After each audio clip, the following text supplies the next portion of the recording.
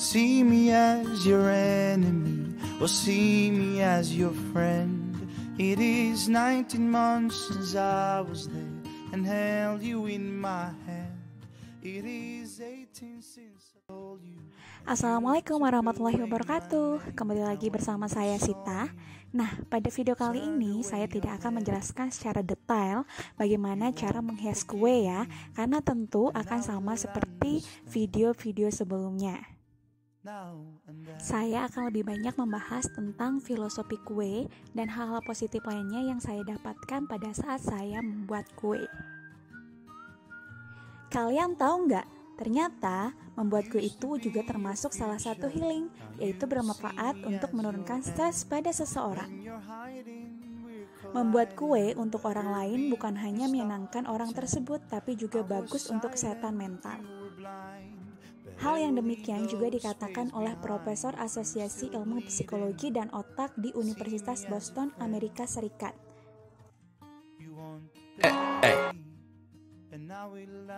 Ia mengatakan bahwa membuat kue merupakan cara efektif untuk berlatih menghilangkan stres, meningkatkan komunikasi, dan kesadaran. Nah, ternyata membuat kue memungkinkan pembuatnya untuk mengekspresikan kekreatifan mereka. Terlibat dalam kegiatan kreatif dalam skala besar maupun kecil memiliki dampak yang signifikan terhadap kesejahteraan seseorang.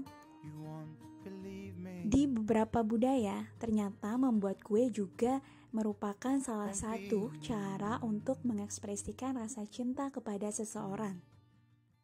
Kalian pasti pernah mendengar kata-kata ini. Kalau ingin mendapatkan hati seseorang, buat nyaman dulu perutnya. Jadi, kalau sekarang kalian sedang merasa tidak baik-baik saja, kecewa karena sebuah kegagalan, stres, galau, dilema, membuat kue adalah salah satu cara healing yang tepat. Tapi buat kalian yang tidak suka membuat kue, melakukan hal-hal positif yang kalian sukai juga merupakan salah satu healing yang tepat. Misalnya seperti olahraga, menyanyi, memasak, ataupun mendatangi tempat-tempat wisata seperti pantai dan pegunungan. Atau melakukan kegiatan-kegiatan sosial. Nah, mungkin dari kalian ada yang sedang memendam perasaan kepada seseorang, tapi kalian merasa kurang komunikatif dan kurang bisa mengungkapkan apa yang kalian rasakan. Memberikan kue bukan cara yang salah loh.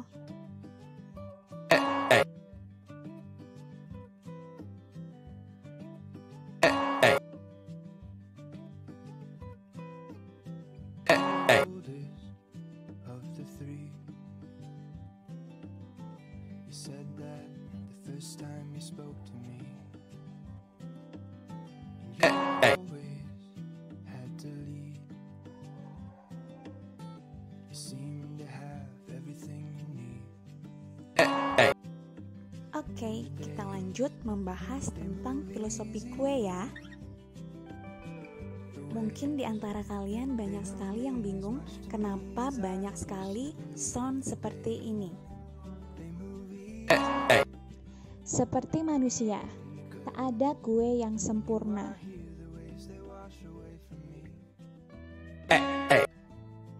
Sound itu saya gunakan untuk menghitung berapa jumlah kesalahan yang saya lakukan pada saat menghias kue tar ini.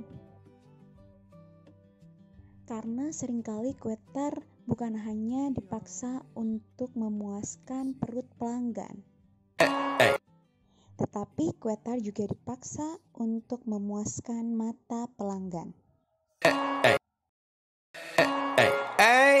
I'm on vacation every single day. Dengan besar yang sama, rasa yang sama, cake yang sama, krim yang sama, tetapi apabila hiasannya kurang menarik, maka akan mempengaruhi harga sebuah kue tar. Apakah itu tidak adil? Akan tetapi kue tar tetap menjadi penyumbang banyak tawa di hari kelahiran. Semua kue tar itu indah, dengan kekurangan dan kelebihannya masing-masing. Tapi kue tar yang paling indah adalah pada saat kita menerima kue itu seapa adanya dirinya. Menerima tanpa mencari kesalahan dari dirinya ataupun membandingkannya dengan kue tar lain. Cukup menerima dengan seapa adanya. Hal yang sama juga bisa kita terapkan pada diri sendiri ataupun kepada orang lain.